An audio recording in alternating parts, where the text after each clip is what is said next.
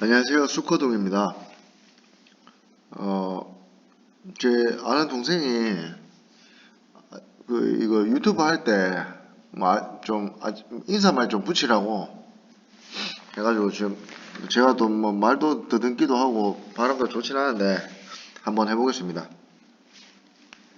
오늘은 9차 국민부담률, 국민소득, 그리고 국민소득 3면 등가의 법칙, 국민처분가능소득, 국민총소득, 국부펀드, 국외순수치 경상이전, 국외순수치요 소득, 국외저축, 국제결제은행 까지 10개를 한번 해보도록 하겠습니다. 우선 국민부담률. 자, 국민부담률이 국민이 이제 뭐 부담을 많이 가진다. 국민이 부담 가지는 그 비율이라고 해야 될까요? Total tax revenue as percentage of GDP. 국민부담률이란 조세와 사회보장기여금이 명목 국내 총생산 GDP에서 차지하는 비중, 조세부담률이랑 사회보장 부담률을 말하는데요.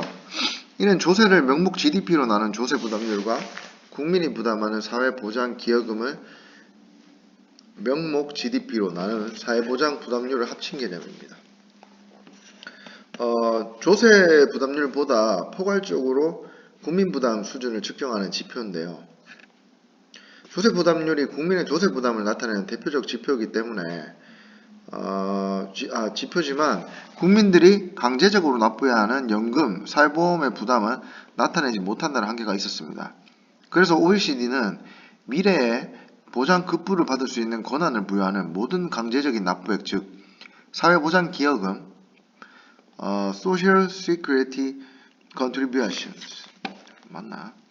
하여튼 일종의 조세로 분류해서 국민 부담률을 산출하고 있습니다.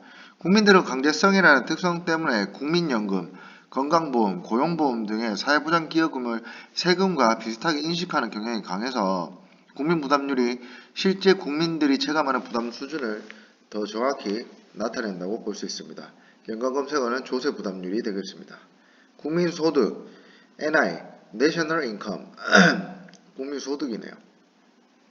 넓은 의미로 봤을 때는 한 나라 안에 있는 가계, 기업, 정부 등의 모든 경제 주체가 일정 기간에 생산한 재화와 용역의 가치를 화폐 단위로 평가에 합산한 것으로 흔히 국민총소득이라고도 불리는데요. 좁은 의미의 국민소득은 요소비용에 의한 국민소득으로 한 나라 국민이 제공한 생산요소에서 발생한 소득의 총액, 즉 노동에 대한 대가인 피용자 보수와 자본 및 경영에 대한 대가인 영업잉여의 합계로 고정자본 소모와 순생산 및 수입세는 포함되지 않는다. 즉 한 나라의 국민이 벌어들인 순수한 소득을 나타내는 지표로서 다음과 같이 산출합니다. 국민 총소득에서 감가상각을 빼고요. 생산 및 수입세를 한 금액에서 보조금을 더합니다. 국민 순소득 빼기 생산 및 수입세 보조금이 있고요. 국민 순소득에서 순생산 및 수입세. 결국에 이 국민 총소득에서 감가상각을 빼면 국민 순소득이 되고 국민 순소득 그러니까 생산 및 수입세 플러스 보조금은 순생산 및 수입세. 자, 피용자 보수 플러스 영업잉여는 임금 플러스 지대, 이자, 이윤 이런 식으로 국민소득을 계산을 할 수 있습니다. 연관검색어는 국민총소득입니다. 국민소득이 뭔지만 알아놓으면 될 것 같습니다. 세 번째, 국민소득 3면 등가의 법칙. 한 국가에 있는 가계, 기업, 정부 등 모든 경제 주체가 일정 기간 동안 보통의 새로이 생산한 재화 및 서비스의 가치를 금액으로 평가하여 더한 총합을 의미합니다. 그러니까 가계, 기업, 정부 등 모든 경제 주체가 일정 기간 보통 1년 새로이 생산한 재화 및 서비스의 가치를 금액으로 평가하여 더한 총합을 의미한다. 이게 국민소득 3면 등가의 법칙입니다. 한 국가의 국민 전체가 일정 기간에 새로 벌어들인 소득의 총합이라고 할 수 있습니다. 국가 경제에서 발생하는 소득의 원천은 근본적으로 기업의 생산에 있고, 기업의 생산은 가계 소비에 있기 때문에 가능합니다. 결국에 돈은 돌고 돌죠. 기업은 생산한 재화랑 서비스를 가게에 판매해서 소득을 획득하며 가게는 기업의 생산 요소를 제공하고 소득을 얻습니다. 국민소득이 가계와 기업 사이를 순환하게 되는 것인데요. 이와 같은 것은 국민소득의 순환 과정 중에서 어느 순간을 측정하는가에 따라서 국민소득을 부르는 명칭이 약간씩 다릅니다. 한 국가 내에서 생산된 총 생산물의 가치를 측정하면 이를 생산 국민소득이라 하고요. 가계의 총 지출 가치를 측정하면 지출 국민소득이라 합니다. 한 국가 내 전체 구성원의 총소득의 가치를 측정하면 분배국민소득이라고 하고요. 개념상 이 세 가지 국민소득은 순환하고 있는 국민소득을 단지 서로 다른 순간에 측정한 것에 불과하므로 그 크기는 어디서 측정하더라도 항상 동일합니다. 즉 생산국민소득, 지출국민소득, 분배국민소득 관계가 성립합니다.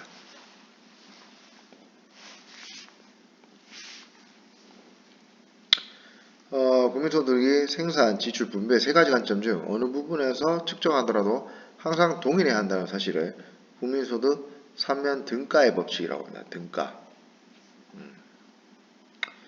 자, 네 번째, 국민처분 가능 소득. 국민처분 가능 소득은요, National Disposable Income. 국민경제 전체가 소비나 저축으로 자유로이 처분할 수 있는 소득의 규모를 나타내는 것으로 국민계정의 중요한 총량 지표 중 하나라고 생각을 하시면 됩니다. 국민처분 가능 소득은 명목시장 가격으로 평가된 국민순소득의 교포송금 등과 같이 생산활동과는 관계없이 국외로부터 소득을 더하고 클레임 등 국외에 지급한 소득을 차감한 즉 국외 순수치 경상 이전을 더하여 산출합니다. 이를 지출 측면에서 보면 최종 소비 지출과 저축으로 나누어지는데요. 이와 유사한 개념으로 국민계정에서 중요시되고 있는 국민총처분가능소득 GNDI 국민처분가능소득의 고정자본 소문을 더한 것으로 총 저축률과 총 투자율을 작성하는 데 이용되고 있습니다. 연관 검색어는 국민소득입니다.